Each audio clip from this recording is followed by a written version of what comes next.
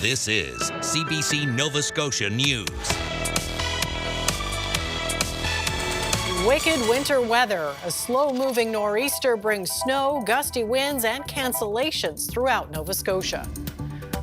Doctor waitlist. The province promises a more detailed need of family practice registry, but questions remain. And preserving history. Community archives foster a sense of pride in Cumberland County. The snow tapers to flurries overnight and into Tuesday. The northerly winds linger with blowing and drifting and chilly temps. Your full forecast is coming up. Good evening. On the heels of a frigid weekend where Nova Scotians were asked to conserve power due to extreme temperatures, the province is being hit with a blustery snowstorm. As the CBC's Selena Alders tells us, this spate of winter weather is not over yet. Many Nova Scotians spent the day cleaning up and digging out as a blast of winter struck the province. Along with the dumping of snow, extremely cold temperatures. Over the weekend, that led to Nova Scotia Power asking customers to conserve energy. It's really driven by people turning on all of their appliances, using heating systems like heat pumps, electric vehicle chargers, definitely a lot of electricity usage when the weather is cold. That appeal has since been lifted, and the utility says it was effective in maintaining the power grid with help from other provinces and customers. We collaborate very closely with our neighboring provinces to import energy from both New Brunswick and Newfoundland. We also work closely with PEI, who is tied in with New Brunswick. So the addition of that, as well as all of our customers being very mindful of the energy they used over the weekend, definitely all helped to create a situation where we didn't have system-wide impacts. Cleanup crews are hard at work as the province remains under an Environment Canada snowfall warning. Everybody is mobilized. We have about 400 pieces of equipment across the province. Our salt and sand is fully stocked. But while some were busy dealing with the ramifications of the storm, others were taking it in stride. Sledding, cross-country skiing, and watching TV. We rolled it and we rolled it and then we rolled it. Then we put a little one, arms, little eyes, and a little face. All schools across mainland Nova Scotia were closed for the day as officials are encouraging people to stay off the roads. If you must travel, please do so safely, reduce your speed, ensure that you're driving to conditions, and make sure you have that essentials kit in your car with you just in case anything were to happen. This is expected to be a long-duration weather event, with snowfall to pick back up and intensify this evening and overnight. So Nova Scotians can be sure to expect another messy one on Tuesday. Selena Alders, CBC News, Halifax. The storm is also having a major impact in and around Cape Breton, especially on ferry crossings between North Sydney and Newfoundland. Hundreds of tractor trailers full of food and essential goods are tied up on both sides, with no indication when the backlog will clear. Kyle Moore reports. Tractor trailers line the highway outside the Marine Atlantic Ferry Terminal, with hundreds more waiting inside. Roughly 700 commercial units in North Sydney and Port aux Basques are currently waiting for weather conditions to improve. We do recognize that if our boats don't cross, then grocery stores, for example, start to run out of product. And we're seeing that right now with some empty shelves at grocery stores throughout Newfoundland. Daryl Mercer says the goal now is to prioritize items that are essential and get them across as quickly as possible when the weather allows. We know that medical oxygen for hospitals, for example, is essential. We need to get that product into the province. Propane, people's home heating. So that's essential. We have to try to get those products in, and food. Respond to a few accidents already. The roads are slick. Intersections are packing down. The snow is packing there, and we're finding cars are sliding through. By mid-afternoon, the snow was starting to accumulate, causing whiteout conditions in some areas. Constable Gary Fraser says as conditions deteriorate, it's important to stay home. If you're out driving around and we have cars getting into accidents, you're part of the problem, not the solution. So we want you to stay home, be part of the solution. City crews were busy clearing sidewalks and roadways, with more snow on the way tonight. The CBRM is reminding people not to park on the side of the roads with the winter parking ban in place, promising to crack down and ticket and tow vehicles that are in the way. It's been a significant problem in the last few events that we've had, the last few snow events. Certain areas, certain neighborhoods where there's a lot of apartments and whatnot, people are parking their car overnight on the street and plows cannot get through. The police are engaged this evening, so we're very much expecting people to be diligent about moving their cars off of the streets. Back here in North Sydney, Daryl Mercer is hoping there will be a lull in the weather at some point tomorrow to allow the ferries to cross and get some of the goods moving here over to Newfoundland. Kyle Moore, CBC News, North Sydney. Cold snaps like the one affecting the region the last few days can be especially difficult for people who don't have a permanent place to call home. Seoul's Harbor Rescue Mission is currently at capacity at its 33-bed shelter on Brunswick Street in Halifax. So their volunteers are out in the cold, checking on people living in encampments and directing them to warming locations throughout the municipality. When there is a cold drop, there is a spike in people needing a little extra of something. So people know they can ring our doorbell 24/7 because there's always staff in the building. We have blankets, mitts, coats, hats, boots, basic needs like essential needs. And if someone needs a hot drink, we can give them a hot drink. So whatever they need, we will come to help them in whatever capacity we can. Emergency health officials say layering clothing and wearing proper footwear and warm gloves will help prevent hypothermia and frostbite. All right, Ryan's been busy tracking all of this weather, cold and snowy, and we're not done yet. No, not quite done yet. This long-duration snowstorm continues to bring snowfall across the province. And in terms of what we've landed so far, these are very preliminary numbers, some of them from earlier this morning. And so if it looks a little off, well, then it possibly could be by this time. But you can see the bulk of the snowfall last night in through the southwest, 20 to even 35 centimeters of snow. These metro reports are from the morning. Greenwood, that's a little more up to date. The northeast, these are very sporadic and just automatic stations, which again are prone to the blowing and drifting as well, which has been another issue with trying to nail down how much has fallen. But in terms of what's still to come, Monday evening through to Tuesday afternoon, just a couple of centimeters down and through the extreme southwest, 5 to 10 centimeters through the valley back towards the metro area where we could creep up towards that 15 centimeter mark, especially up towards the Truro region. But it's Colchester, Cumberland, across the North Shore and into Cape Breton, where we're looking at additional snowfall totals of 15 to 20, possibly even 25 centimeters, maybe even a bit more up towards the Cape Breton Highlands. And so this is where the bulk of that snow will continue for the overnight and as we move into Tuesday as well. Though we'll all get a little taste here, especially late overnight in through the early morning hours of Tuesday. And note the winds still gusting 40, 50 kilometers per hour. Even after the snow departs, that blowing and drifting will continue to be an issue throughout the day on Tuesday, especially in open and exposed areas, Amy. All right, so folks should be careful. All right, thank you, Ryan. Thank you. Nova Scotia's health minister says more detailed reports about the province's Need a Family Practice Registry will resume in April. Michelle Thompson says the 18-month process to validate how many people actually need to be on the registry is now complete. When someone is matched with a new provider, it can be up to a year before their first appointment, although being matched doesn't mean they're removed from the registry.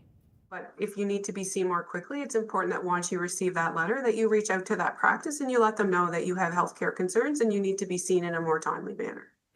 Thompson says the process of talking to people directly about their needs helped to bring some people from being added to the list in the first place if their provider was preparing to retire and a replacement could be found. That was the case for about 50,000 people in the last 9 months. According to the latest numbers, as of January 1st, there were 66,768 Nova Scotians on the Need a Family Practice Registry. The Nova Scotia government is looking to expand the provincial 811 service. The province has served notice that a tender will be issued next month looking for a centralized navigation service to be added to the offerings. The aim is for 811 to be able to transfer callers to service providers or directly book appointments as appropriate. The current contract runs until March 2027. The upcoming tender will be for a 5-year contract with an option to extend that up to 9 years in total. Okay, Breton woman is asking the CBRM to clean up after a snowplow pushed piles of chemical soaked snow into her backyard. The snowplow broke down outside Eileen Stewart's house in Whitney Pier and started leaking down the street. Stewart says the fluid is diesel, but the CBRM says it is a 10-liter spill of hydraulic fluid. The municipality says the contractor cleaned up the spill, and the Department of Environment assessed the site and was satisfied with the cleanup. Stewart disagrees. She says that there is still a lot of spill left over. First of all, I have a dog. There are some dogs that run around in the neighborhood here as well, and I'm worried about their health. I also live with people with asthma and those sort of conditions, and it's not cleaned up, and the environment is the biggest issue, really. Stewart is asking for the municipality or the contractor to clean up the rest of the spill so it will not melt into her yard. A local pet crematorium in Dartmouth will be closing its doors after 20 years in operation. Owner Edward Rindress of Metro Pet Crematory says he saw a need for better services when his dog died a couple of decades ago. Last week, Rindress laid off his staff. He says the opening of a corporate pet crematorium in Mount Uniacke last year caused his business to lose the majority of its large corporate vet partners. As of the last few years, we've noticed that many of the vet hospitals have taken on corporate owners outside of our province, sometimes outside of our country, and that direct link to owner-operator vet hospitals has affected business relationships with the vets. I really don't have an in with upper management that's outside of our province. Rindress says many of his clients and partners have reached out and are sad to see the local business close. We're all devastated. My whole team is just angry and upset, and we had no idea. We're shocked. We have such a strong partnership, and we saw all the great moves that Edward Rindress and the Metro Pet Crematory were making to really increase capacity and serve the community better. And to have them shut down so suddenly was absolutely unexpected and a really big loss to us and to the community. A growing Cumberland County archive is fostering a sense of belonging. As the CBC's Luke Ettinger reports, volunteers continue to catalog thousands of artifacts for the purpose of preserving the farming community's history. Isn't that quite the hat? Naomi Kirkbride proudly examines a top hat from the 1800s in the Menuti Heritage Association archives. It's among the paintings, books, and letters from the once bustling Cumberland County community. I find this stuff so interesting. I do. I read these letters and I'm thinking, are you kidding? Is that really what happened? Is that what they did? With about 5,000 items, archiving work is far from over. I don't know if I get a year on this or not. The vast majority of artifacts are from the Amos Tommen Seaman House. In 2015, the homestead was willed to the association, which also cares for the community's 3 churches. Yes. Sharon Gould, who has roots in the community, says the growing archives have piqued interest near and far. We're starting to get into genealogy. We have people in the States asking us to help search their families here. So it gives me, I wish my father was living so he could see what his family talked about. And now we are bringing it to the forefront. While the dikes built by the Acadians still stand, just a handful of homes remain scattered amidst the Menuti farmland. The community comes back to life through Acadian Days and other events in summer. That's when Gould says it's tradition to ring the bells in each of the church steeples. They ring the bells, and the sound of old Menuti rings out across the marshes, the dikes, the river, the same as the people who settled here many years ago. And there's hope someday the Menuti archives can be publicly accessible online, so the community's history lives on in the digital age. Luke Ettinger, CBC News, River Hibbert.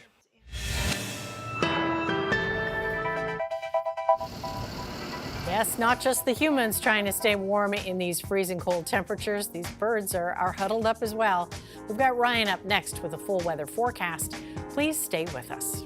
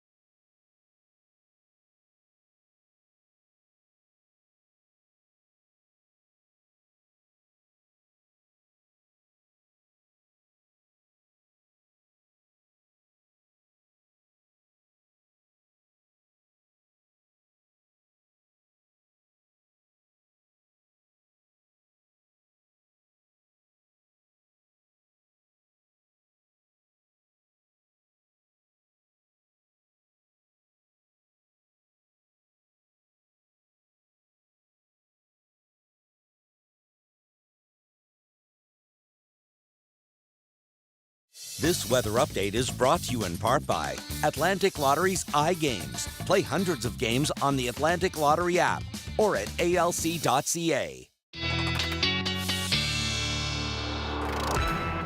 And Ryan's back with the full weather forecast. Okay, so the snow's going to wrap up Tuesday, but the cold is not leaving. No, cold is entrenched and sticking around. So that snow's not going to melt anytime soon. No, definitely not. Old Man Winter reminding us that indeed we are in the depths of winter, and he's not taking his foot off the gas pedal. Unfortunately, with below seasonal temperatures right through this week, it is going to be quite chilly. Let's have a look first at our temperatures out there right now, and that has been a factor with this snow. Yeah, feeling a little more like Superman when you're shoveling it because it's just so light and fluffy. There's the upside, right? There is the upside, for sure. Temperatures at back row right now, the hotspot, -3 on the mainland anyway. Sable Island, our provincial hotspot at -1. You can see -7 to -8 generally across the board. The winds continue to be an issue, sustained near 20 with gusts in the 30 to 40 kilometer per hour range. That'll be the case through tonight.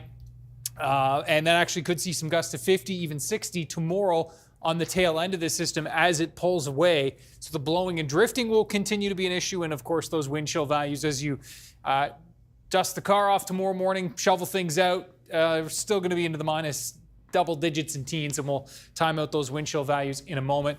In case you missed it earlier, additional snowfall totals. We are talking about by the time we get through Tuesday afternoon, just a few more centimeters here down towards the south and west where you folks did get the bulk of that snow last night. From most of the valley back into the Halifax metro area, it looks like 5 to 10 centimeters of additional snowfall, and then amounts will creep up as you work your way northward, and this is our best chance of getting into that 10, 15, 20, even 25 or 30 centimeter range. Best chance of additional totals near 30 are going to be over the highlands of Cape Breton. Snowfall warnings continue across the province. And yes, as we move through tomorrow morning, I'm expecting those those warnings will come to an end. The steadiest snowfall band today has been southern New Brunswick across through Colchester, Cumberland, and the North Shore and into northern Cape Breton. That band is kind of sinking southward here over the last hour or so, creeping down towards the metro area. Definitely some steady snow right now between Halifax and the Valley and Halifax and Truro, and really looks like the snow really coming down in through the Truro region and across that North Shore and into Cape Breton.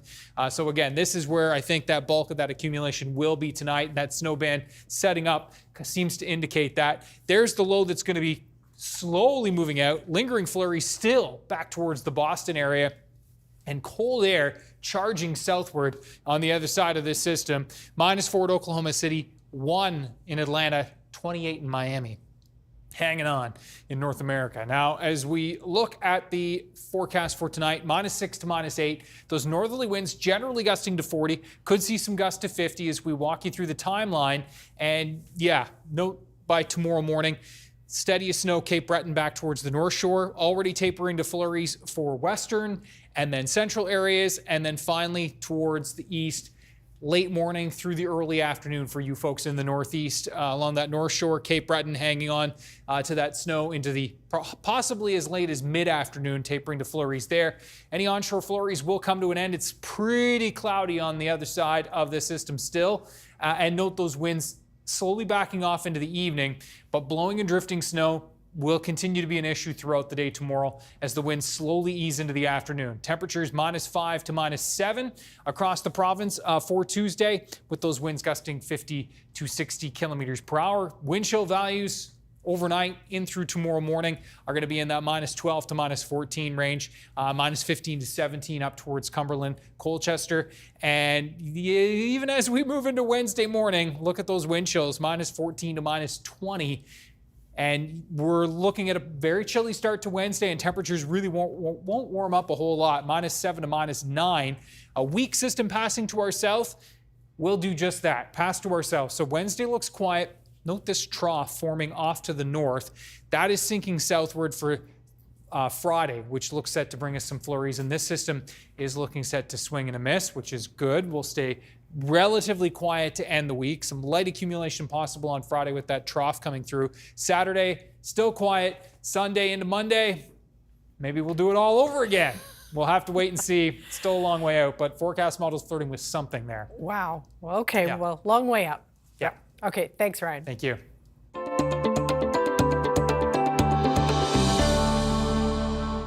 A growing number of PEI potato producers are applying to add irrigation systems over the next couple of years. Drought hit the island hard in 2025, and some growers say they risk losing customers if they can't deliver a quality crop. The CBC's Nancy Russell reports. A growing number of PEI potato producers are applying to add irrigation systems over the next couple of years, including Monaghan Farms, which has applied for 14 new wells. Most of their potatoes are exported to be made into potato chips. Until now, Monaghan has not had irrigation, but 2025 changed their minds. When you don't get the adequate moisture, it sets those potatoes up to be extra prone for bruising, which shows up as a chip defect. Derek Curley says it's a competitive market. If they don't produce high-quality potatoes, they risk losing their business to other countries. It's very important for us to bring our quality back into spec so we can stay in these markets. PEI's water and air monitoring section has received more than 120 exploration permits since August, the first step in a two-part process. It's a significant increase, but not unexpected with the season we had. The second step is a water withdrawal permit, which requires information from a test well and plans for soil health and drought contingency. Ledgerwood expects 20 to 40 new irrigation wells to be ready in 2026, many in the central part of the island. That's something that we're looking at as a department right now of how do you do it with these challenging areas that there's perhaps more requests for water than allocation that we can give out. Curley says growing potatoes for chip stock doesn't take as much water, which he hopes the department will take into account. It's a lot of work. No one wants to irrigate. This is going to be supplementary, and chip stock doesn't necessarily need as much as French fries. But it's going to be a lot of work. So far, Monaghan has the go-ahead for 3 wells, but is hoping for more. Ideally, most of our potatoes would be irrigated in a perfect world. Next year, it could be a very wet year and irrigation isn't used all that much, and then the demand goes down. But then, another year after that, it might be more of a dry year where irrigation pops up again. Ledgerwood says they are working through the applications, prioritizing ones for 2026. Nancy Russell, CBC News, Norborough. Coming up, cold snap. We'll hear more from Nova Scotia Power about why customers were asked to conserve energy over the weekend.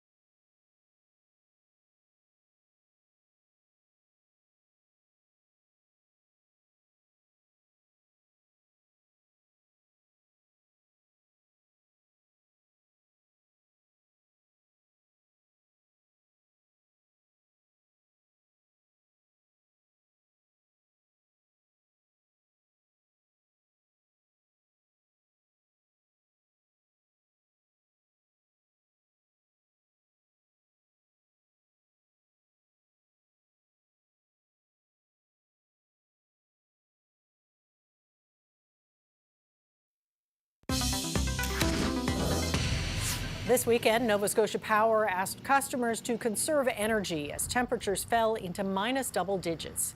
The utility's grid status index site reached warning phase, meaning the power system was forecast to approach maximum capacity. And for more on this, we're joined by Matt Drover, NSP's Senior Director of Energy Delivery. So before this, has Nova Scotia Power ever had to ask customers to conserve energy out of concerns for the power system's capacity? It's definitely not common, and what really drives it is significantly cold weather and that energy usage on the power system. It's really driven by people turning on all of their appliances, using heating systems like heat pumps, electric vehicle chargers, definitely a lot of electricity usage when the weather is cold. And the last time we had weather this cold was in February of 2023, so almost 3 years ago. And at that time, we did make some social posts talking about the extreme weather and the fact that conserving energy would definitely be helpful. But beyond that, it's been almost 20 years since we had weather this cold. So definitely not common. Now, did your request work? Did customers use less? Did you notice it? It definitely was helpful. We did many things this weekend to get ready for the weather. We collaborate very closely with our neighboring provinces to import energy from both New Brunswick and Newfoundland. We also work closely with PEI, who is tied in with New Brunswick. So the addition of that, as well as all of our customers being very mindful of the energy they used over the weekend, definitely all helped to create a situation where we didn't have system-wide impacts. And Nova Scotia sent power to Newfoundland and Labrador because of a shutdown with their largest generating plant. Did that have an impact on the ability to provide electricity to Nova Scotians? Not at all. What's really interesting about that is the Maritime Link, which is the transmission line between Newfoundland and Nova Scotia, can be shared both ways. And most days we're actually receiving energy from Newfoundland, but over the last few days, Newfoundland had some troubles with one of their generating stations. It wasn't able to provide full generation output. So on Saturday, when our usage wasn't as high, and during periods where it wasn't peak usage, typically our peak usage in Nova Scotia is during the morning, when people get up in the morning, they turn on their lights, they use the appliances to make breakfasts, they heat their homes. That really runs from about 6 a.m. till 9 a.m. And then the evenings during supper peak, that runs from about 4 p.m. to 8 p.m. Those periods of time, we didn't supply energy to Newfoundland, but the rest of the day on Saturday, we were actually able to help them out with some of their energy constraints. Now, for the utilities part, was there anything else you could have done to meet the high demand? One of the things that's really variable when it comes to these weather events is wind generation. And on Saturday, which was the day we were able to supply energy to Newfoundland, we actually had lots of wind generation in the province, above 400 megawatts. And that changed quite dramatically on Sunday, dropped to about 100 megawatts. So almost 300 megawatts of wind was reduced on Sunday. So if we had more wind generation in the province on Sunday, that definitely would have contributed. But thankfully, Newfoundland was able to get their generating stations back online, and they provided us energy during the peak period on Sunday as well, which was very helpful. CBC heard from one customer who had to use a generator because the voltage was so low. Wondering, was this an intentional brownout or were there any intentional blackouts? There were no intentional brownouts or blackouts during the cold weather on Saturday and Sunday. What happened was in some local areas, the equipment on our distribution lines could become overloaded. And in some of those cases, in order to protect the rest of the power grid, some of those devices needed to be manually opened to reduce the usage and then come back on afterwards. So our power line technician crews were out there in that cold weather, making sure that if there were any voltage troubles like that they were able to open up that equipment quickly, make those repairs, and get the voltage back to where it was before. Now, with so many households now using heat pumps and general population growth, what does this mean for the future? Should we expect more requests for conservation? It's definitely something that is becoming more and more, widespread across North America. Many utilities are dealing with significant usage of electricity in homes, in businesses, industrial facilities. People are not only installing heat pumps, they're installing other forms of electric heating. They're installing, as I mentioned, electrical vehicle chargers. and really many things that are contributing to more electricity usage across the province and across North America. So we're really focused on making sure that the grid is able to withstand that additional usage. We recently installed grid scale batteries, so large batteries in our substations that can actually store energy from wind, and it can be put back on the grid in periods like we had on the weekend where the grid was strained.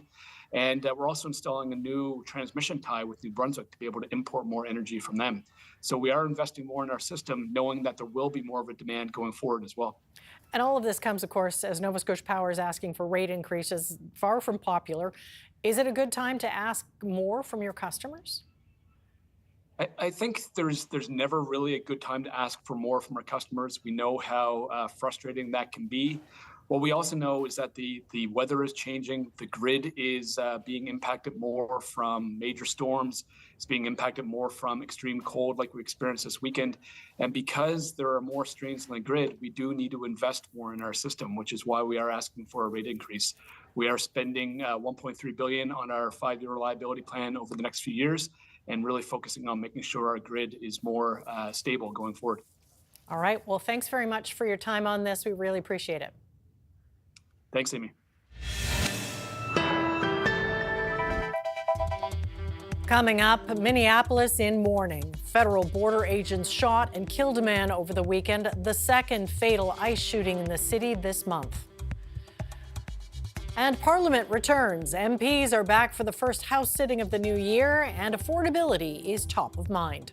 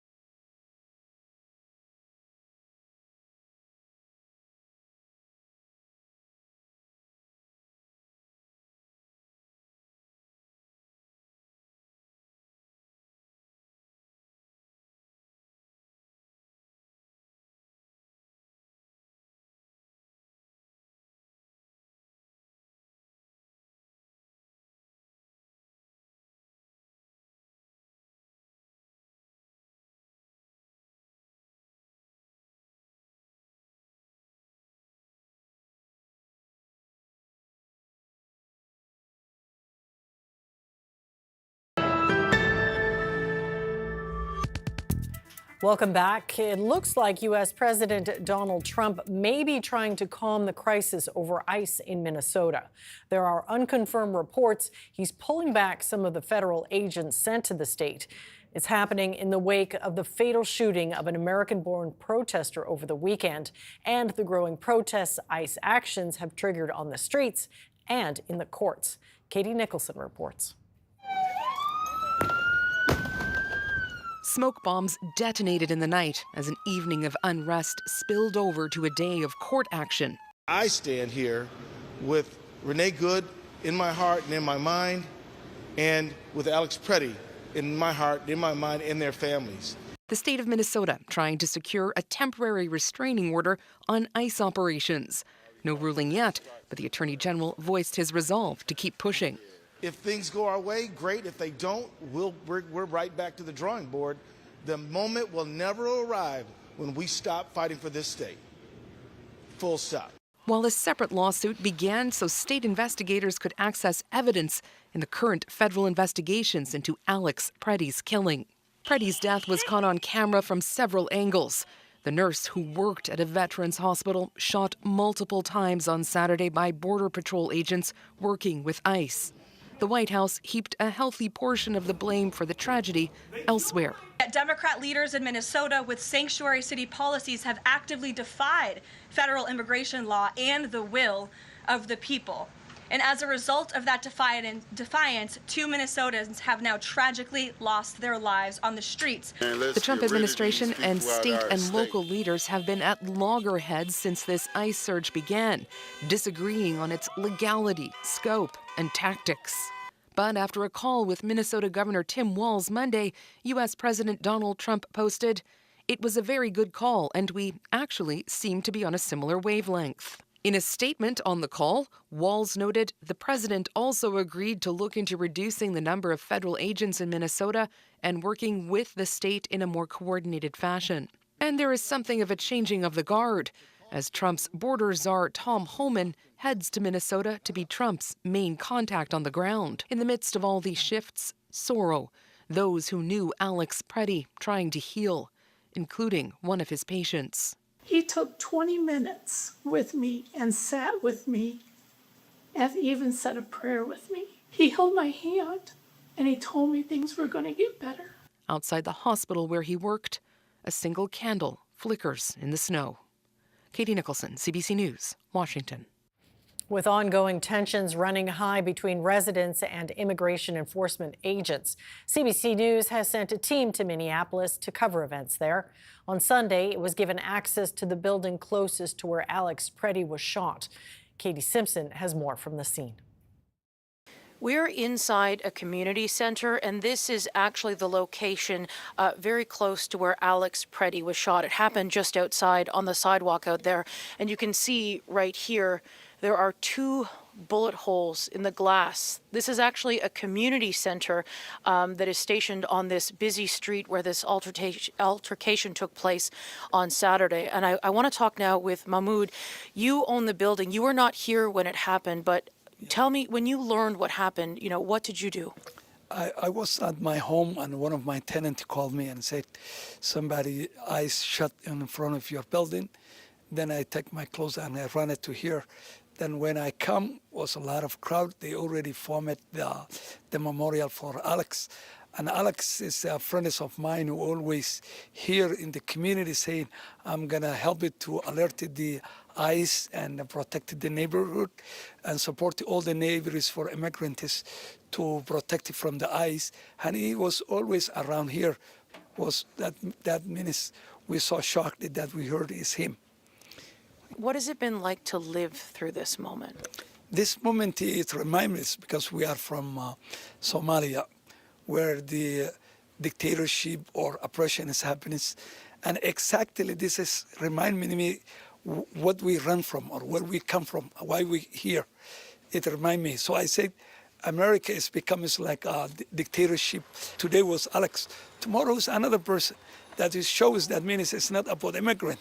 Most of the people who die right now is American, who born here. It's beyond the immigration. That's what I thought. That's my conclusion right now. All right, thank you very much for your time. So this is the area where a memorial has been built in a snowbank. The temperatures here in Minneapolis extremely cold, but people have been coming out by the hundreds in these frigid temperatures to pay their respects.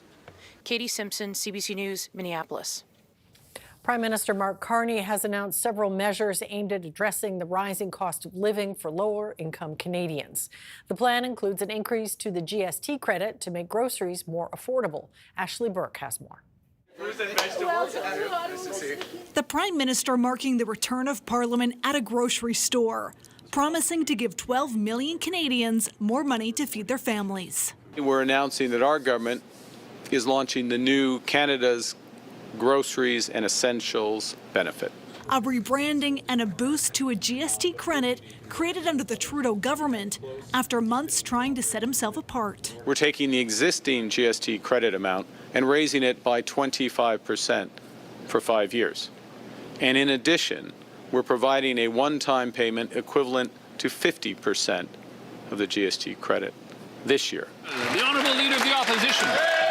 The Conservatives' leader, who's hammered the Liberals for months over high food prices, says he won't stop it, but cutting taxes on food is a better approach. The Prime Minister has revived a Trudeau-era rebate, which will let pass, that will barely cover a few trips to the grocery store, while the average family spends $17,000+. The Liberals' affordability announcement raising questions about if they're secretly planning a spring election to try and get a majority government. When you increase the tax credit for the GST, it looks like you want to send money to the people, so maybe he's thinking about it, but yeah, you have to ask him. Carney asked twice. So you're not considering a spring election? I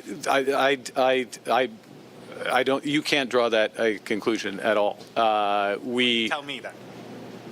Well, of course we're not. We're not. We're focused on results for Canadians. The Liberals' House leader says there is a way for this minority government to work and pass bills. We are telling Mr. Poilievre, get out of the way, free your MPs to vote for this legislation. Poilievre has written to the Prime Minister saying that he's willing to work with the Liberals to fast-track some measures, including on affordability and crime. Poilievre is facing his own challenge, his leadership review on the weekend. Ashley Burke, CBC News, Ottawa. In the past week, more than 10,000 federal employees were officially informed their jobs may be on the line. It's all part of the Carney government's plan to cut the number of workers by 10% over the next 4 years. Marina von Stackelberg shows us the fear in a civil service that's about to shrink drastically. With thousands of jobs on the line, many public servants are now finding out if they'll soon be out of work. Everyone's very stressed, a bit depressed. And they're scared to talk about it. CBC News is keeping this employee anonymous and changing her voice over her fear speaking publicly could get her fired. Our whole office has been told we might be affected, and they're waiting to let us know based on how much of our job they can replace with AI. The letter she got says new technologies, including artificial intelligence, present us with opportunities to streamline. Consequently, you have been identified as an affected employee. The Carney government is making good on its promise to thin the bureaucracy, sending out workforce adjustment notices, meaning workers could face reassignment or layoff. Staff at Global Affairs and Health Canada are the latest to get them. Right now, we don't know which department will be hit next and what services will be cut. You cannot cut public service science and health departments and their staff without increasing public risk. Unions say Canadians will feel the impact. The government says the opposite. The services will be as good and better as we move forward with a bold agenda to transform government using new technologies. This former senior bureaucrat says the public service has grown faster than it should have. The result is a public service that's too big, doesn't work as efficiently as it should, and frankly, there's often too many people doing too many different things that don't need to be done. The federal government says it's doing what it can to limit layoffs. That includes offering buyout packages for early retirement. But the unions liken this to the Hunger Games, with coworkers who sat beside each other now battling it out for a job. Marina von Stackelberg, CBC News, Ottawa. Millions of Canadians have no idea an invisible health threat is hiding in their homes. We're talking about radon, a radioactive gas that's the top cause of lung cancer among non-smokers. The CBC's Lauren Pelly now with the efforts underway to better protect Canadians. Steve Blake felt healthy and fit. Then 2 years ago, a nagging cough led to a devastating diagnosis, stage 4 lung cancer. I still turn around and go, why me? You installed a monitor down here. Yes. As someone who'd never smoked, Blake wondered if radon exposure played a role. Once he installed a radon monitor, it kept flashing red, showing high levels of this toxic gas inside his Calgary home. What was I breathing in for so long, for all those years? Radon gas is naturally released in the soil when rock breaks down. It dissipates safely in the air, but can build up inside closed spaces like your home. When you inhale radon, it decays into dangerous radioactive particles. Canadians are amongst the most radon-exposed persons on this planet. This University of Calgary scientist is leading a national radon study, which found an estimated 10 million people across the country are living in houses with high amounts of radon. And the number of homes with dangerous levels has more than doubled since 2012. Our houses are our safe spaces. And we don't like to think of our safe spaces as being harmful. There's hope that will change. In December, Canada released a major update to the Canadian Building Code. The document sets the standard for building design and construction across Canada, and it now requires newly built homes to have a passive radon stack, which acts like a chimney to help funnel the gas safely outside. It's such a big accomplishment. Health Canada research helped inform the new guidelines, but they won't translate into action overnight. It's going to take a while because it needs to be adopted by provinces and territories, but long term, we are going to be building homes in Canada that have less radon in it. Others warn the bigger problem are the millions of Canadian homes that already pose health risks and the high cost to install radon mitigation systems. Those systems can cost anywhere from $2,000 to $5,000 or more. Lauren Pelly, CBC News, Toronto. Canada's main stock index reversed course to finish lower Monday as U.S. markets rose. Here's a look at how the markets did today as we head to break.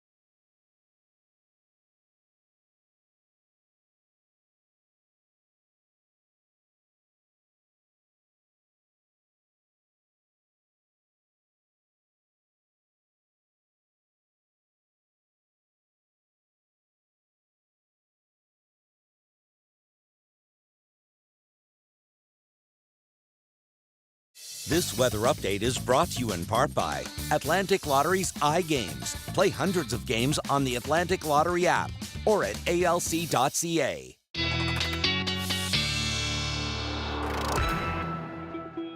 We're back to wrap things up. And I guess one thing we should be grateful for is the snow at least was light compared to last week. Yeah, absolutely. Last week is so heavy to shovel this. Feeling, like you've been hitting the gym.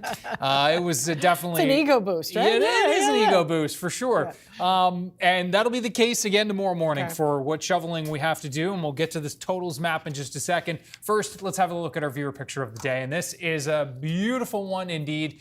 Taken over the weekend in Timberlake. Have a look at this. Oh, wow. Yeah, that is a sundog. So that's the sun shining through ice crystals in the top of the atmosphere, and typically only happens, guess what, when it's really cold.